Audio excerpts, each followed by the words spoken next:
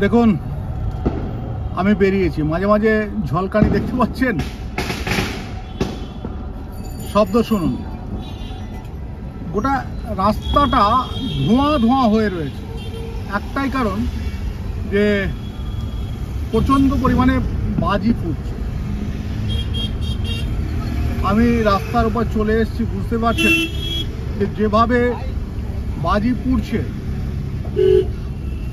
তাতে এই যে নানা ধরনের বিধিনিষেধ থাকে না, সেই বিধিনিষেধটা কে মানছে? কেউই মানছে না। একেবারে মাঝে মাঝে আকাশের দিকে একটা ঝলকানি আসছে, অর্থাৎ বাজি ফুটছে। কে মানে বলুন তো এগুলো? সরি, আমাদের দেশে নিয়ম আছে, সব আইন আছে, কিন্তু কেউ এই আইন মানে না। মানে বহুতল থেকে ছোট বাড়ি সমস্ত জায়গায় পটকা ফাটছে। আর কয়েকদিন ধরে দেখলাম পুলিশ বেশ ছবি দিচ্ছে, কারণ কয়েকবার ওই বাজি কারখানা কিংবা বাজি যেখানে মজুদ ছিল সেখানে দেখলেন কত জোরে বাজি ফাটলো একটা। মানে সেখানে বেশ কয়েকজন মারা গেছে। তা আমি একটু এই যে শুনুন,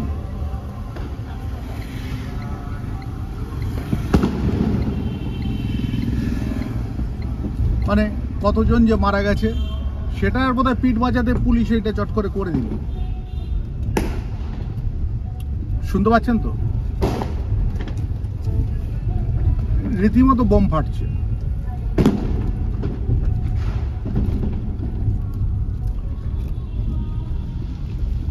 যেখানেই বাজিগুলো তৈরি হয় বছরের পর বছর যারা বাজি কিনছে তাদেরকে ধরা হচ্ছে, তাদের বাজিগুলো মানে শব্দবাজির সঙ্গে যা যা থাকে সেগুলো সমস্ত কিছু একসঙ্গে নিয়ে নিচ্ছে, নিয়ে পুলিশ তারা দেখাচ্ছে তারা সেটা সিজ করেছে।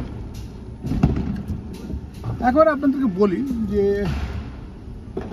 এই রকম করে লাভ কি?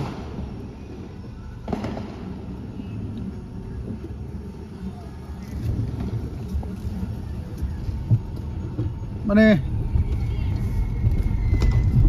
অসাধারণ সব কীর্তি। বাজি তৈরি হবে, বাজি ফাটবে,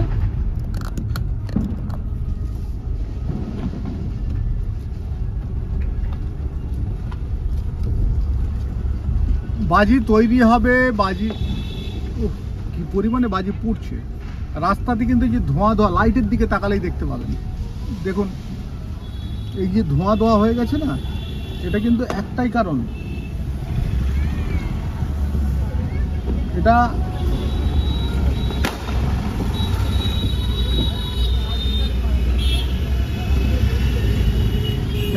একটাই কারণ, কিন্তু সে কারণটা হচ্ছে দেখুন একবারে ধোঁয়া হয়ে গেছে। মানে বারুদ উড়ে গিয়ে যে গন্ধটা, সেই গন্ধটা কিন্তু এই মুহূর্তে পাচ্ছে। আপনারা যারা রয়েছেন তারা নিঃসন্দেহে বুঝতেই পারছেন আজকে কালী পুজোর রাত কেমন রাত করছে।